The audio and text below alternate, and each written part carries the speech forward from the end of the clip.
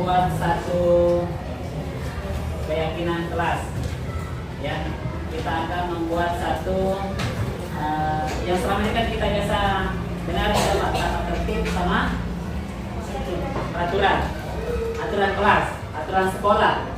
Ya, cuma biasanya kalau peraturan itu kan biasanya tertempel di luar.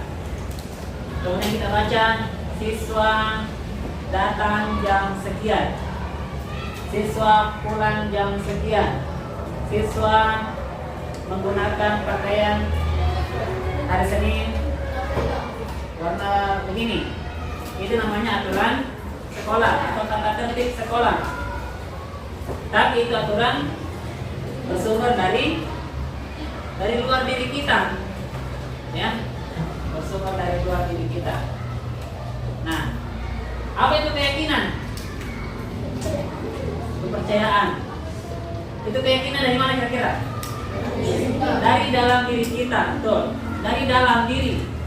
Berarti hari ini kita ingin membuat satu keyakinan, artinya sesuatu yang kita yakini dan kita jadikan sebagai pedoman yang datangnya dari dalam diri kita, dari hati kita, bukan dari luar. Berarti nanti apa yang kita sepakati di sini itu bukan peraturan dari luar, tapi itu adalah komitmen kita, ya. Itu adalah sesuatu yang dari dalam diri kita. Karena ternyata setiap manusia itu punya nilai-nilai kebaikan. Ya, manusia itu punya naluri berbuat baik, punya naluri untuk apa? Bertanggung jawab, punya sifat ingin memaafkan, punya sifat ingin memberi, punya sifat untuk saling menyayangi. Ya, kenapa? Karena sifat-sifat Allah itu Allah turunkan kepada, Allah berikan kepada manusia. Ar-Rahman, apa itu Ar-Rahman? Allah Maha Pengasih. Ya. Kalau Al-Wahhab, Maha Pemberi. Ya. Kalau Ar-Rahim, penyayang. Ar-Rahman, Ar-Rahim. Allah Maha Pengasih, Allah juga Maha Penyayang. Pertanyaannya, manusia punya tidak rasa kasih sayang? Punya tidak naluri memberi? Ketika ada orang yang lagi butuh, ada perasaan ingin memberikan. Itu artinya sifat-sifatnya Allah itu Dia berikan ke manusia. Ya, bukan berarti semuanya sifatnya, tapi sifat-sifat itu termanifestasi diberikan ke setiap orang supaya dia memunculkan sifat-sifat ketuhanan itu, ya, sifat-sifat Allah. Maka itulah yang akan kita buat dalam bentuk keyakinan kelas. Jadi selesai, apa kira-kira yang menjadi keyakinan kalian? Jawab saya akan rajin mengerjakan tugas. Saya akan menghargai agama orang lain. Gitu ya. Nah, kira-kira apa yang akan kalian lakukan?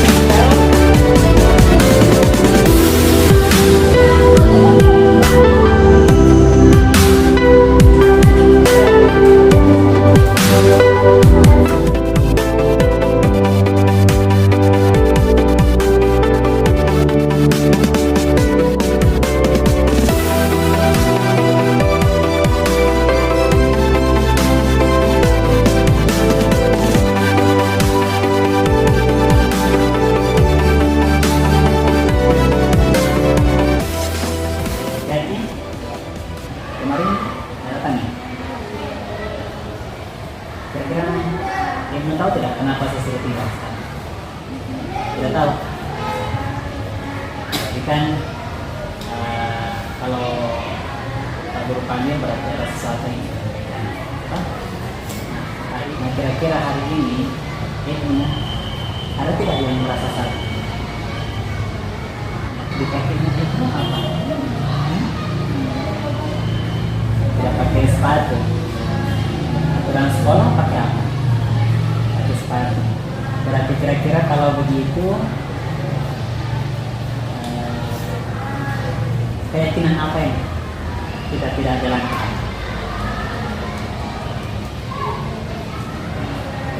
Atau apa tadi itu kalau peraturan sekolah tidak apa?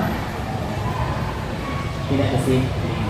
Jadi disiplin itu tidak sekedar waktu, tapi termasuk menjalankan peraturan sekolah. Jadi biasa gitu. Kalau kita tidak pakai sepatu biasa, Pak Guru juga biasa begitu. Dulu waktu masih sekolah, malah Pak Guru nggak pakai sepatu, ya. Jadi tidak ada masalah. Itu biasa melanggar itu atau tidak menjalankan itu biasa. Tapi kita butuh alasan. Nah, kira-kira kenapa nggak pakai sepatu?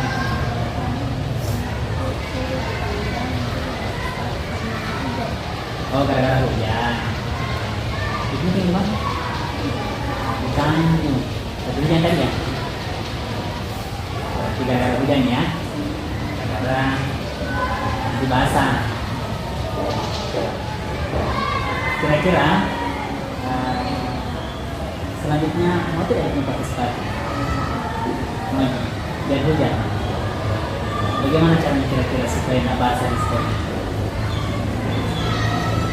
Pakai sendal dulu, kemudian di sekolah pakai sepatu, kan bisa kan? Nah kira-kira kapan Ibnu memulai terapkan itu? Mulai Senin. Jadi mulai Senin kita konsisten pakai sepatu. Kalau misalnya hujan, bagaimana caranya? Pakai sendal dulu, di sekolah baru pakai sepatu. Jadi hari apa? Mulai Senin ya. Tadi apa? Tidak pakai sepatunya, insya Allah mulai Senin sudah bisa diperbaiki sendiri ya. Jadi mau berdiri sendiri kan tadi? Bukan Pak Guru yang sampaikan ya, masih ya. Oke, seperti itu. Ini terima kasih sudah siap tinggal.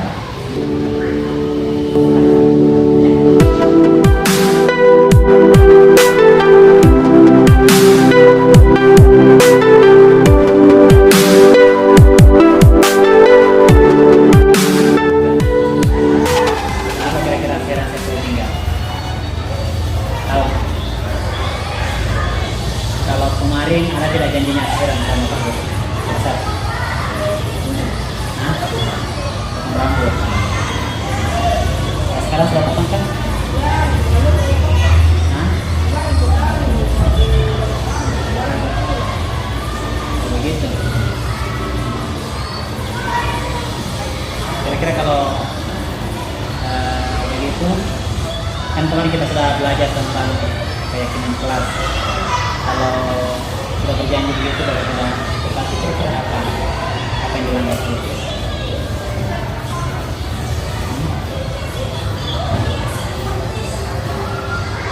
Melanggar apa?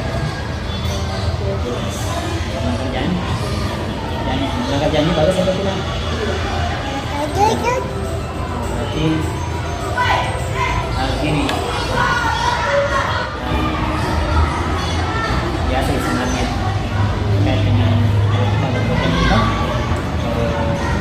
pagi ada juga memang kalau yang penting ada jelasan. Kalau ada alasan, kira-kira apa alasannya kenapa tidak dipotong rambut?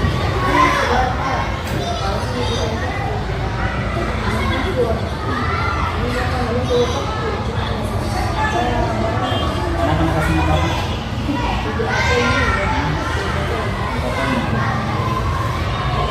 Nah, kira-kira kapan dia mau jalankan itu ajaran? Sebentar, setelah pulang sudah cuma kita panjang. Baru gini, kan kalau sekolah itu kan kita bisa lagi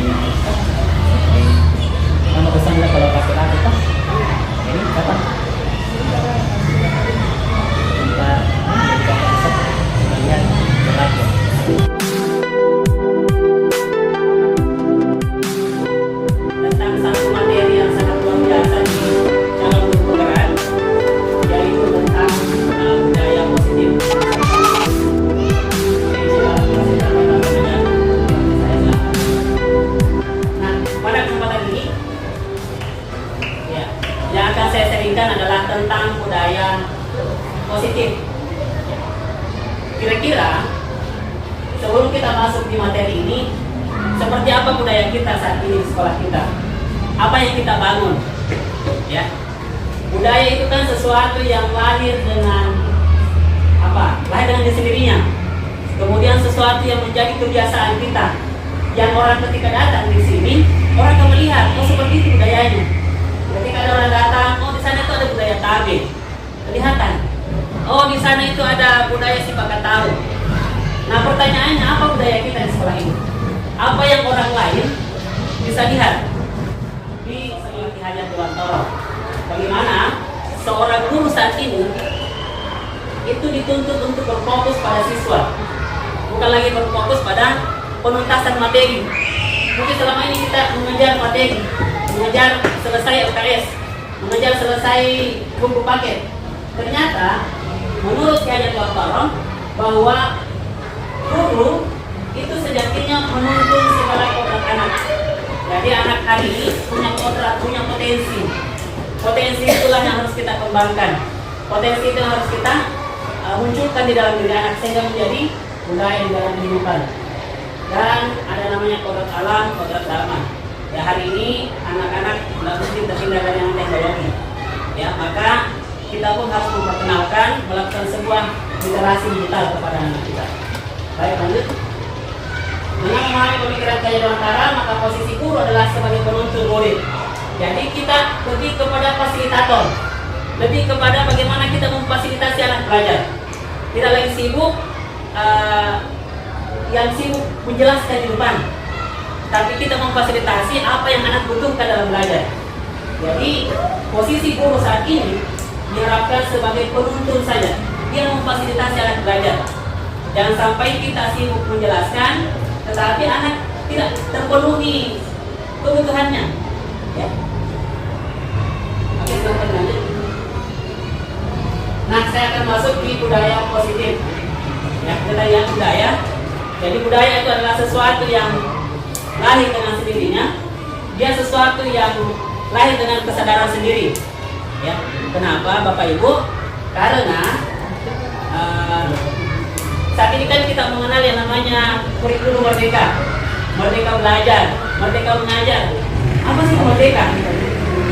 Jangan sampai kita pahami merdeka itu adalah saya bebas melakukan apa saja, saya mau berbuat apa saja. Ternyata menurut Hajat Dewantara, merdeka itu tidak seperti itu. Tapi merdeka itu adalah bagaimana seseorang melakukan sesuatu tanpa harus dipimpin, melakukan sesuatu tanpa harus diperintah. Jadi dia lahir dari kesadaran masing-masing. Dia lahir dari diri sendiri. Ya. Seorang guru tidak lagi datang ke sekolah misalnya kadang-kadang harus lihat sama kepala sekolah. Seorang guru datang ke sekolah bukan karena akan mengajar ini dan itu, tapi ada kesadaran dalam dirinya bahwa saya bertanggung jawab untuk sebuah tugas ini. Itulah yang disebut dengan merdeka. Dan inilah yang akan kita munculkan di anak-anak kita. Kenapa? Setiap anak dan setiap orang itu terlahir dengan potensinya. Apa itu? Fa'alhamaha fujuraha wa taqwa.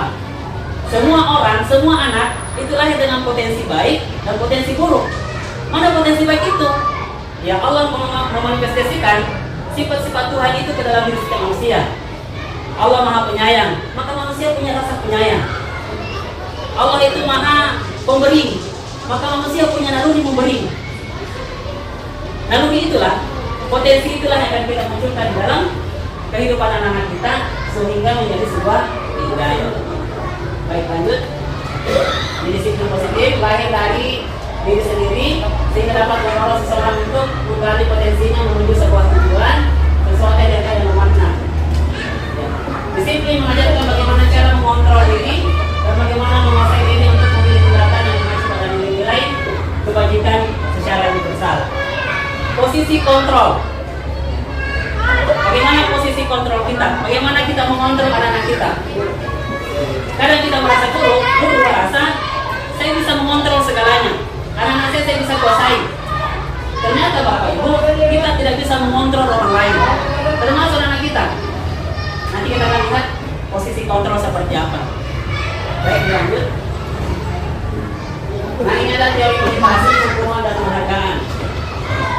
Bapak Ibu, ada 3 motivasi perilaku manusia melakukan sesuatu ya.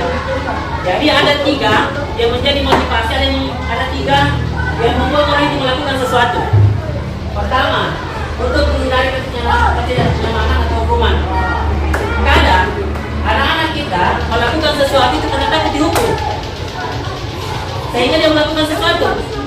Tetapi ternyata hukuman itu Bapak Ibu itu hanyalah sebatas ilusi, tidak bisa mengontrol anak dan tidak bisa tinggal secara permanen dalam diri seseorang.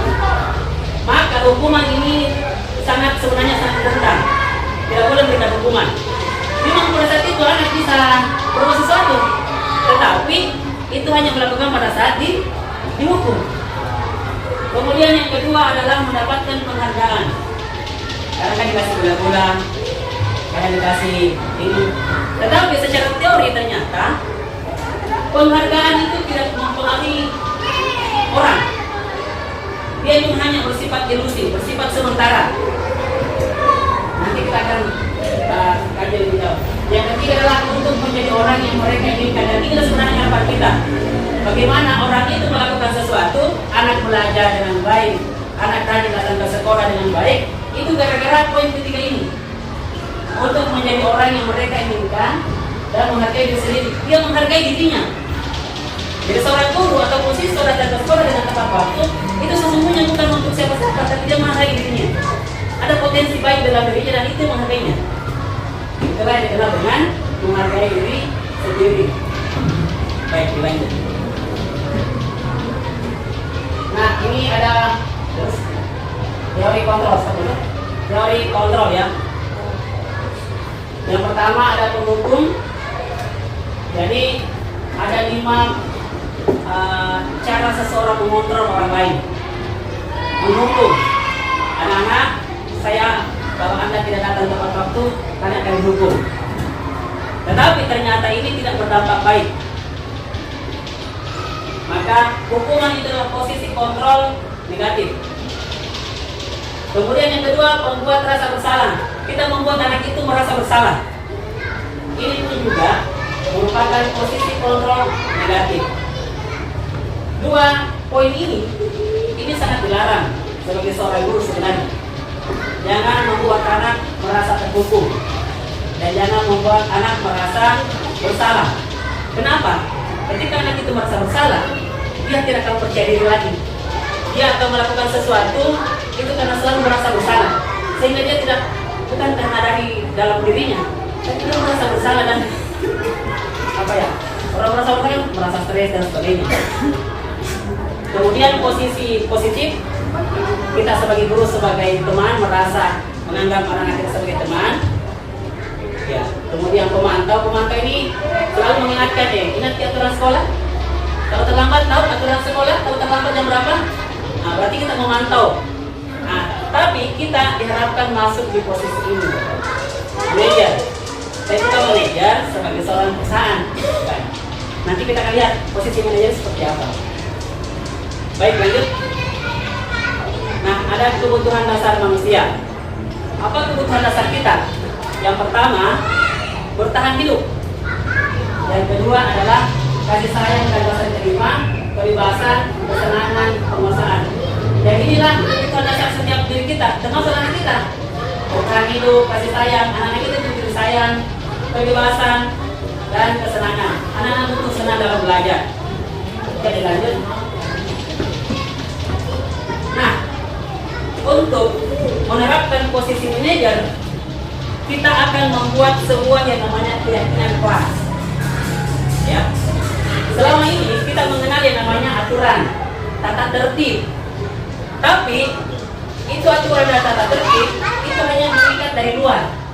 Saya melakukan ini karena ada aturan. Coba kita balik, apa kita buat sebuah kata yang namanya keyakinan dari dalam. Maka yang kita inginkan adalah apa yang anak lakukan itu lahir dari dalam, bukan karena faktor eksternal, bukan karena aturan sekolah, aturan tata tertib, tapi dia lahir dari keyakinan. keyakinan itu adalah dari diri kita dan potensi itu ada dalam diri kita.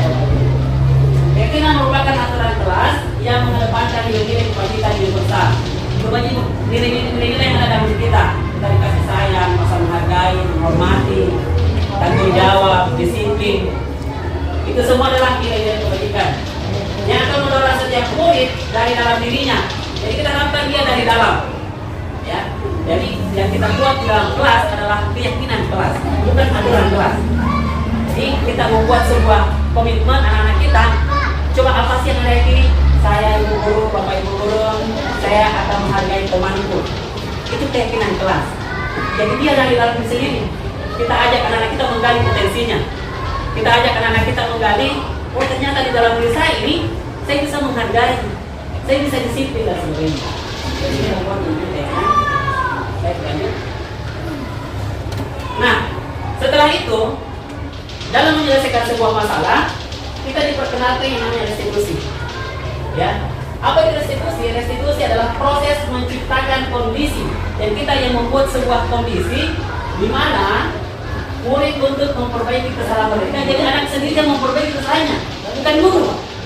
Kamu udah boleh begitu ya, udah boleh begitu ya. Berarti guru yang berusaha memperbaiki. Yang kita inginkan adalah bagaimana siswa sendiri yang saya akan membuat seperti ini, sehingga mereka bisa kembali pada kelompok mereka dengan karakter yang lebih kuat. Jadi yang kita harapkan adalah anak sendiri yang memperbaiki dirinya, bukan kita. Ya, adalah sedikit restitusi. Ketika kita menyelesaikan sebuah masalah di dalam kelas, nah inilah yang kita lakukan. Yang pertama adalah menstabilkan identitas. Artinya, ketika ada anak yang melakukan sebuah kesalahan, maka kita panggil, kita ajak anak-anak kita, lalu kemudian mereka kita tanya, oh ya memang apa menstabilkan itu maksudnya kita stabilkan suasana. Saya terlambat, kemudian kita tanya apakah saya terlambat, kita bilang biasa jenang. Ini terlambat itu kadang memang karena macet dan sebagainya, sehingga anak itu tidak merasa bersalah. Ya, jadi kita menstabilkan suasana, memfasilitasi. Kita tanya apa sih masalahnya, apa alasannya, kenapa tidak dilaksanakan, kenapa terlambat dan sebagainya, kenapa tidak. Jadi kita tanyakan alasan-alasannya, kemudian menanyakan keyakinan kelas. Masih ingat tidak tentang keyakinan kelas kita? Apa sih keyakinan kelas kita? Kira-kira apa yang kita langgar, apa yang kita melakukan. Nah sekarang setelah ini apa yang kita lakukan? Jadi anak itu diarahkan untuk menciptakan solusinya sendiri. Baik Bapak Ibu guru, saya akan melakukan ini, saya akan memperbaiki. Kita tanyakan kapan. Jadi mereka sendiri yang menentukan